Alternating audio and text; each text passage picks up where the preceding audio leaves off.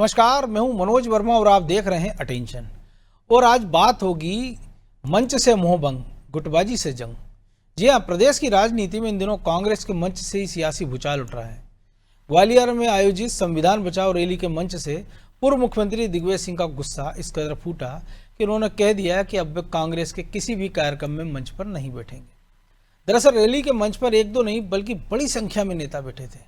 मंच पर धक्का मुक्की भी हुई और इस अव्यवस्था को देखकर दिग्विजय सिंह मंच पर ही नाराज हो गए और हाथ जोड़कर मंच की लड़ाई खत्म करने की अपील कर दी, जिस पर अब बीजेपी भी तंज कस रही है। लेकिन सवाल यह है कि क्या मंच का त्याग करने से कांग्रेस की गुटबाजी का इलाज हो पाएगा और दिग्विजय सिंह की अपील का असर कांग्रेस नेताओं पर कितना पड़ेगा?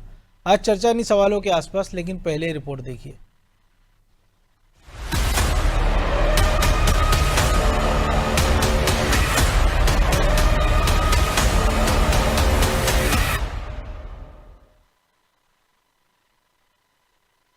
मैं आपके कांग्रेस के और किसी मंच पर भी मैं नहीं बैठूंगा, नीचे बैठूंगा। दिग्विजय सिंह ने जिस लहजे में ये बात कही, उसके बाद अब प्रदेश कांग्रेस में मंच की राजनीति खुलकर सामने आ चुकी है। ग्वालियर में संविधान बचाओ रैली के दौरान कुछ ऐसा हुआ कि कांग्रेस के वरिष्ठ नेता और राज्यसभा सांसद दिग्विजय सिंह का गुस्सा मंच पर ही फूट पड़ा और उन्होंने साफ ऐलान कर दिया अब वे कांग्रेस के किसी भी कार्यक्रम में मंच पर नहीं बैठेंगे। दरअसल पार्टी संगठन की नई गाइडलाइन के मुताबिक मंच पर सिर्फ वही नेता बैठेगा जिनका भाषण तय है। लेकिन जब रैली शुरू हुई तो मंच पर एक दो नहीं बल्कि 100 से भी अधिक पदाधिकारी और नेता विराजमान थे। इस दृश्य को देखकर जैसे ही दिग्विजय सिंह मंच पर पहुंचे, उनका गुस्सा फूट पड़ा। प्रार्थना मेरी माननीय महासचिव जी से है, माननीय अध्यक्ष जी से है, माननीय विपक्ष के नेताजी से है, सम्मानीय मंच से है कि मैं आपसे प्रार्थना करता हूं कि भाई ये मंच की लड़ाई समाप्त करो। मैं आपको अनुरोध करता हूं और प्रार्थना करता हूं कि मैं आपके कांग्रेस के और किसी मंच पर भी मैं नहीं बैठूंगा, नीचे बैठूंगा और वहां से अनुरोध करूंगा जब बोलने का मौका आए तो मुझे बुला लीजिए। ये मंच की लड़ाई खत्म करो। जो लाते हैं बेचारे वो रह जाते हैं और कई मंच पे हमारे लोग आ जाते हैं। दिग्विजय सिंह का ये बयान जैसे ही सामने आया, सोशल मीडिया पर वायरल होने लगा। कांग्रेस के अंदरूनी हालात को लेकर तरह तरह की अटकलें लगाई जाने लगी। उधर बीजेपी ने इस घटनाक्रम पर तंज कसते हुए कहा कि कांग्रेस में गुटबाजी चरम पर है, नेता मंच के लिए ही आपस में उलझ रहे हैं। कांग्रेस के मंच पर नेताओं को साथ धक्का मुक्की होना कोई नई बात नहीं, आम बात है।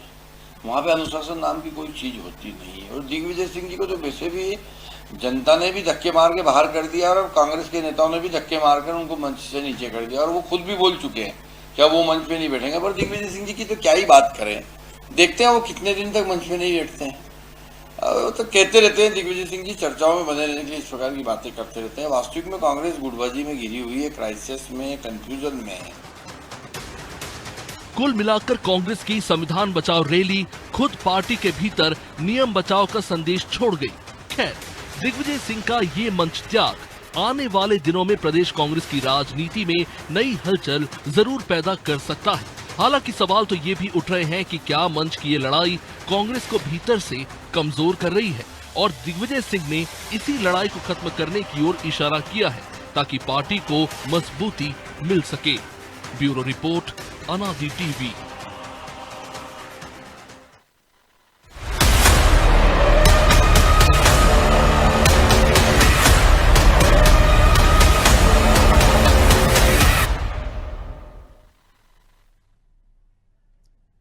तो इसी मुद्दे पर चर्चा करने के लिए हमारे साथ जुड़ गए वरिष्ठ पत्रकार चैतन्य भट्ट और हमारे सहयोगी प्रभु पटेरिया।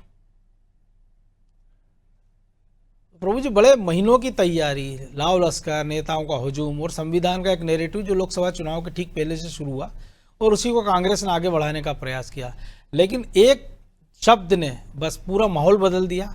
खबरें ही वही छपी और यही छपा कि दिग्विजय सिंह ने मंच से नसीहत दी। तो ये नसीहत अगर वो मंच के पहले दे चुके होते अपने नेताओं को, अध्यक्ष के साथ वो जब बैठे थे कि आइंदा से सेटअप नहीं होना चाहिए, या इतनी कुर्सी को कि जो आयोजक थे उन्होंने ही मंच पे इतनी कुर्सी लगाई है। आदमी को कि खड़ा होता अलग बात है, लेकिन अगर कुर्सी पे बैठा दिख रहा है यानी नेताओं ने इतनी कुर्सियां लगवाई है, तो ये नसीहत अगर वो अकेले में देते तो शायद उस रैली जिस उद्देश्य से पूरी की गई वो उद्देश्य भी पूरा हो जाता और दिग्विजय सिंह जो बात कहना चाहते वो भी हो जाती। देखिए मनोज जी, नेता दो तीन प्रकार के होते हैं। जो बड़े नेता होते हैं वो अपना जो भी संदेश देना है उनको, चाहे पार्टी को देना हो चाहे जनता को देना हो, वो खुले मंच से देते हैं कि उनकी एक आदत होती है। बात दूर तक जाती है, लंबे समय तक गूंज होती, चर्चा होती है, कि हम भी चर्चा कर रहे हैं उसी बात को लेकर। दिग्विजय सिंह ये बात पहले भी कह चुके हैं। आप याद कीजिए, महीने भर पहले उन्होंने कहा था कि भाई जो है आप फूल माला पर जो खर्चा करते हैं वो मत करिए, पेड़ के नीचे बैठिए, दरी बिछा कर बैठिए, उस पर सब लोग बैठिए और साथ में नेताओं को बैठाइए। ये तरीका ठीक नहीं है कि नेता ऊपर मंच पर बैठे और कार्यकर्ता नीचे बैठे, ये वो पहले भी कह चुके हैं।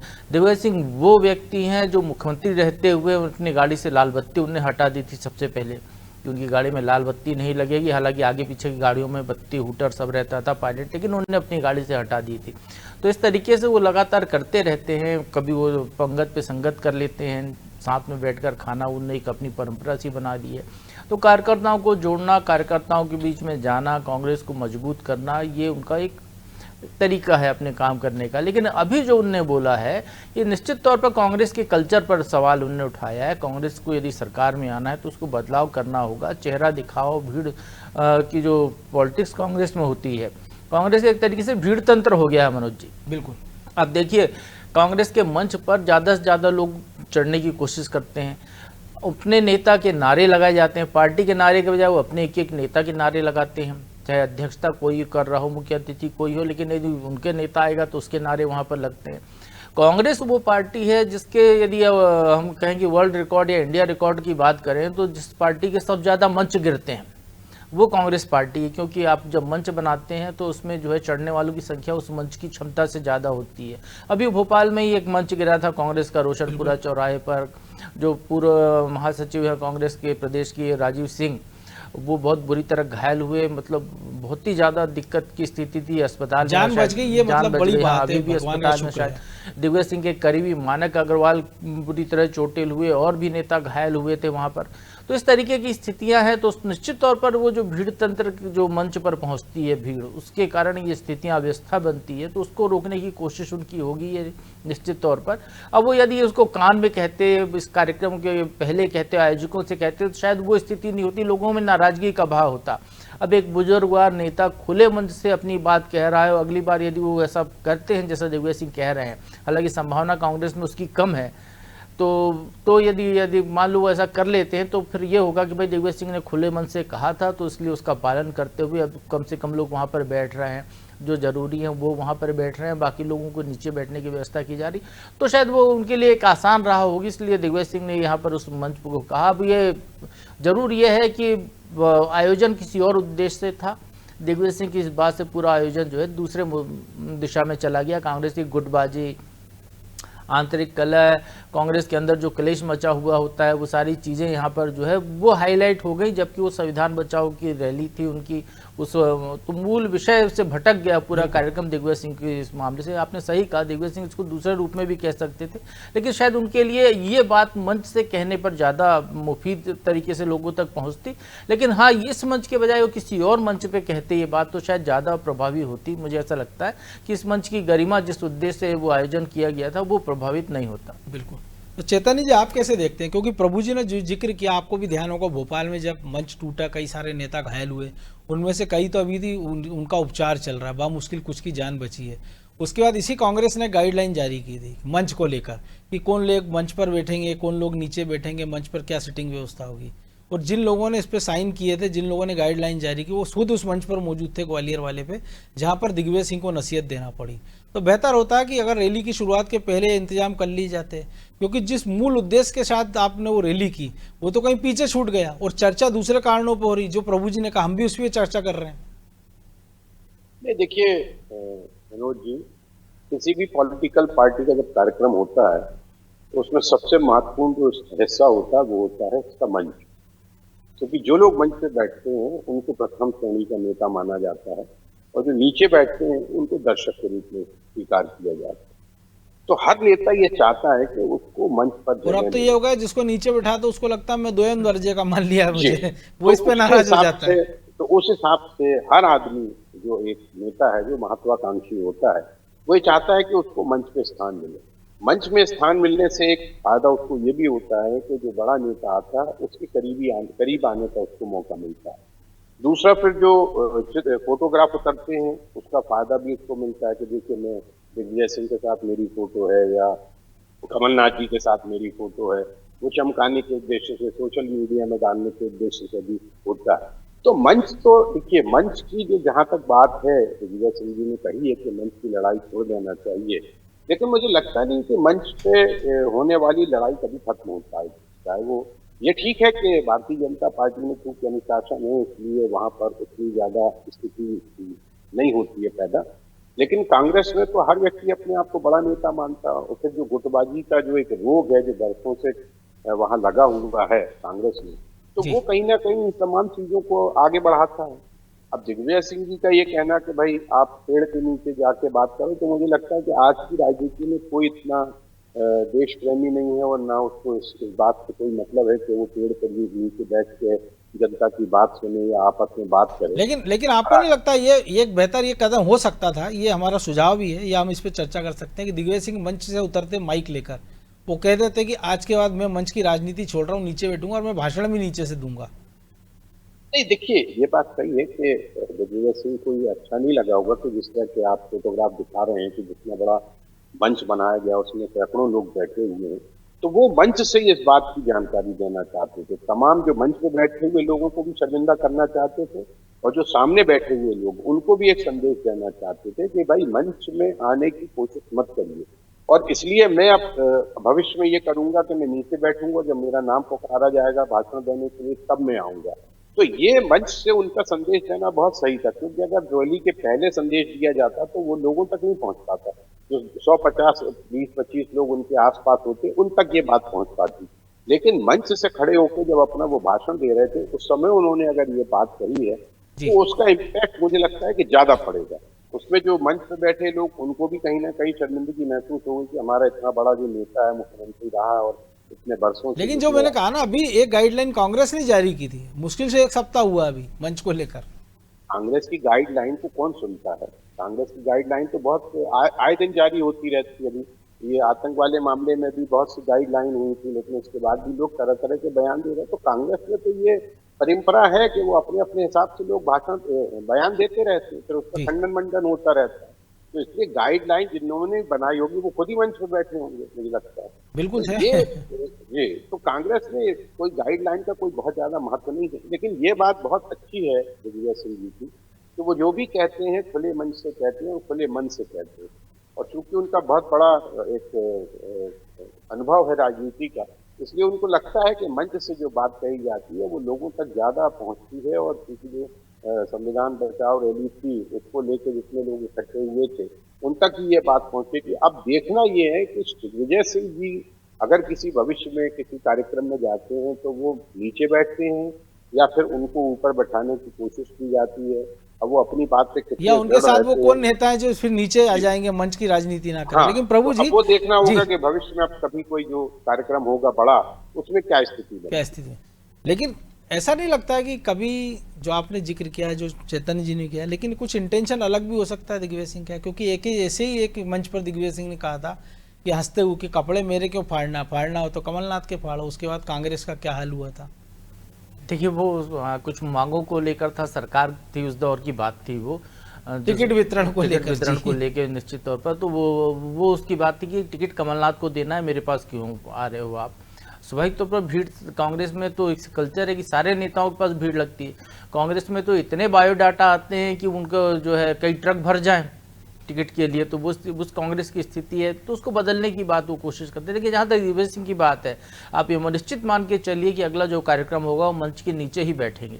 हमने दिग्विजय सिंह के बहुत सारे ऐसे कार्यक्रम देखे हैं जिसमें वो पीछे की कुर्सी पर बैठना पसंद करते हैं, वो अपेक्षित हैं जब तभी वो मंच पर बैठते हैं, या फिर जो मीटिंग लेते हैं तो सामने बैठते हैं। बाकी समय यदि कोई वर्कशॉप जैसी हो रही तो पीछे की कुर्सी पकड़ के बैठ के चुपचाप सुनना, इस तरीके का काम भी वो करते हैं। और चूंकि अब उस उम्र में पहुंच चुके हैं, बहुत ज़्यादा अनुभव हो चुका है, वो सारे पद भोग चुके हैं मध्य प्रदेश में, चाहे कांग्रेस अध्यक्ष के तौर पर हो, चाहे 10 साल तक मुख्यमंत्री रहने के दौरान, तो इसलिए कांग्रेस में उनका एक अपना कद है। वो अपने कद के हिसाब से पूरा काम करते हैं। वो कमिटमेंट मुझे लगता है पूरा करने वाले नेता हैं कांग्रेस के अंदर अपने स्तर पर। वो 10 साल उन्होंने पद नहीं लिया था जी बिल्कुल, 10 साल पद नहीं लिया था। अब इस 70 साल की उम्र में उन्होंने नर्मदा परिक्रमा कर ली एक कमिटमेंट लेकर। तो इस तरीके से व्यक्ति हैं तो वो अपना कमिटमेंट तो पूरा करेंगे। अब कांग्रेस उस पर कितना अमल करती है ये बहुत बड़ी बात है। सवाल यहाँ पर है कि दिग्विजय सिंह ने भले मंच से तमाम नेताओं का नाम लेकर कहा है, उनने सबको नेता पद तक का जिक्र करके कहा है, लेकिन यही लोग हैं जो चाहते हैं कि उनके समर्थक मंच पर आए। वो चाहते हैं कि ज़्यादा से ज़्यादा लोग वहाँ पर हों, क्योंकि कांग्रेस की एक अपना सिस्टम पूरा बना हुआ है, उसी तरीके से वो काम करती है। बीजेपी से हम तुलना नहीं कर सकते, हम बहुजन समाज पार्टी से तुलना नहीं कर सकते, जहाँ मंच पर मायावती की अकेली जो है महाराजा कुर्सी लगती है। तो प्रेस कॉन्फ्रेंस में सवाल नहीं जवाब देती है। हाँ, तो उस तरीके से वो ये पार्टी वैसी नहीं है। तो इस पार्टी का एक अपना काम करने का तरीका है। यहाँ पर भीड़ तंत्र ज़्यादा प्रभावी रहता है। तो वही है, सारे लोगों को मंच पर चढ़ना है। आप रोक तो किसी को सकते नहीं कांग्रेस में, क्योंकि हर चाहता है कि मेरा समर्थक आए, क्योंकि जब वो समर्थक उसके पीछे चलेगा तो वो 4 और लेकर आएगा। तो ये कांग्रेस की एक अपनी विशेषता है। लेकिन निश्चित तौर पर दिग्विजय सिंह जो कह रहे हैं उसको समझना चाहिए। इसका नुकसान हमने अभी हाल में भोपाल में ही देखा, मंच गिरने से किस तरीके से घटनाएं हुई हैं।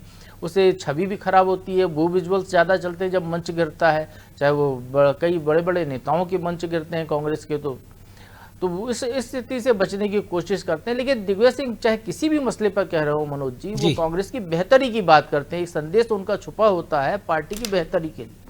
वो यदि पेड़ के नीचे बैठने की बात करते हैं तो उसका आशय ये है कि आप कार्यकर्ताओं से, आम जनता से ज़्यादा से ज़्यादा रूबरू हो, उनसे सुने, तब तो आपको समस्याएं पता चलेंगी, वो आपसे जुड़ाव महसूस करेगा। नहीं तो आप मंच पर आए, भाषण दिया और चले गए। हमने कमलनाथ जी को देखा, उनका हेलीकॉप्टर चाहे चुनावी रैली हो चाहे वैसे भी कार से आते हो, उतरे, मंच पर आए, अपना भाषण हुआ, वापस बैठे, चले गए। और चुनावी रैली में जाते हैं तो हेलीकॉप्टर एक चक्कर लगाता है इंदिरा गांधी, राजीव गांधी की तरह मंच के पहले, उसके बाद पीछे हेलीकॉप्टर उतरा, वो मंच पर आए, भाषण दिया, वापस से हेलीकॉप्टर में बैठे, हेलीकॉप्टर ने फिर एक चक्कर लगाया, फिर निकल गए वो। तो उस तरीके से कांग्रेस की राजनीति नहीं चलने वाली, क्योंकि सामने बीजेपी वो पार्टी है जो एक एक व्यक्ति को जोड़ने का काम कर रही है। वो हितग्राहियों से संपर्क करती है, वो कार्यकर्ताओं को जोड़कर रखती है। तो उस पार्टी से यदि आपको मुकाबला करना हो, सत्ता में है तो आपको फिर अपने कार्यकर्ता तैयार करने पड़ेंगे, कार्यकर्ताओं की ताकत होगी, उसी के दम पर आप आगे चुनाव लड़ सकते हैं। और ये तब होगा जब उसका रेपो सीधे कार्यकर्ता से हो। दिग्विजय सिंह वो नेता है मध्य प्रदेश में जो प्रदेश के किसी भी जिले में सबसे ज्यादा कांग्रेस जनों को नाम से जानते हैं। वो जब जाते हैं तो नाम से पुकारते। ये क्षमता जीतू पटवारी जो प्रदेश अध्यक्ष है उनमें भी नहीं होगी अभी वर्तमान के, लेकिन ये क्षमता कमलनाथ में तो तुलना ही नहीं करनी चाहिए और किसी नेता से। लेकिन दिग्विजय सिंह में है वो, क्योंकि वो लगातार संपर्क में रहते हैं। अभी भी उनके बंगले पर प्रदेश भर से लोग, यदि वो भोपाल में हो तो प्रदेश भर से लोग आते हैं, मिलते हैं, वो एक एक से मिलते हैं। ज़्यादा लोग हैं तो बाहर खड़े होकर मिलते हैं, सबकी समस्याओं को सुनते हैं, समाधान की कोशिश करते हैं। इस तरीके का उनके अपना काम करने का तरीका है। तो उसी तरीके के तहत वो जो है, चाहे मंच हो चाहे आम कार्यकर्ता से बात करें हो, तब भी वो यही बात कहते हैं जो उनको उचित लगता है, जो उनके मनोभाव है। तो उनने यहाँ पे प्रकट किया। मैं निश्चित तौर पर ये दोबारा दोहराऊंगा कि ये मंच गलत था जहाँ पर उनने इस बात को रखा है, क्योंकि ये किसी और उद्देश्य के लिए कार्यक्रम हो रहा था। वो किसी और मंच पर ये बात कहते तो शायद ज़्यादा उपयुक्त होता। वो तो उपयुक्त तो होता चैतन्य जी, लेकिन जो आपने भी कहा, प्रभु जी ने भी कहा, और जो हम कांग्रेस की परंपरा देखते रहते हैं, तो ऐसे में दिग्विजय सिंह ने जो कुछ कहा है तो जाहिर सी बात है उसमें कांग्रेस का भला है। लेकिन नेता इतनी आसानी से कांग्रेस के मान लेंगे? नहीं, देखिए मनोज जी, होता क्या है कि जो भी आयोजन करता होता है उस पर तमाम गुटों के नेता इस प्रकार का दबाव बनाते हैं कि हमको भी मंच पे जगह नहीं है। अब वो जो आयोजक है उसके सामने बड़ा धर्म संकट की स्थिति पैदा हो जाती है कि वो किसको मना करे, किसको वहां बैठाए। तो हर जो नेता है, क्योंकि गुटबाजी बहुत ज्यादा है कांग्रेस में, तो इसकी हर पार्टी का जो नेता है वो यही चाहता है कि हमारे लोगों को मंच में स्थान मिले।